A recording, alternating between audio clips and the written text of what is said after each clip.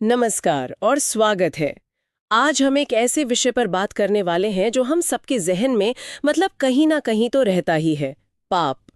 लेकिन घबराइए नहीं, हम किसी डरावनी या कोई बहुत जटिल दार्शनिक बहस में नहीं उलझेंगे।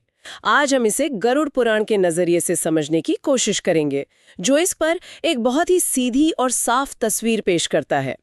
हमारी बातचीत का जो आधार है वो गरुड़ पुराण में पाप का सार से मिले कुछ अंश है।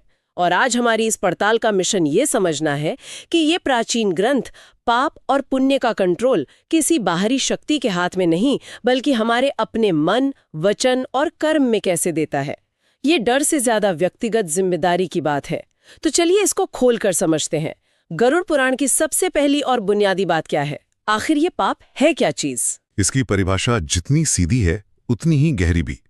ग्रंथ कहता है जो कर्म धर्म के विरुद्ध हो वही पाप है। बस, कोई लाग लपेट नहीं, सीधी बात। ठीक है, पर यहीं पर पहला सवाल उठता है। धर्म अपने आप में एक बहुत बड़ा शब्द है। ज्यादातर लोग तो इसे पूजा पाठ, मंदिर, मस्जिद या रीति रिवाजों से जोड़कर देखते हैं। क्या यहाँ भी इसका मतलब वही है? नहीं, बिल्कुल नहीं। और यही तो इस पूरी सोच का सबसे खूबसूरत पहलू है। अच्छा। हाँ, यहाँ धर्म को आप समझिए कि एक नदी की तरह देखना है। एक नदी की तरह? हाँ, दिलचस्प है। हाँ। नदी का धर्म क्या होता है?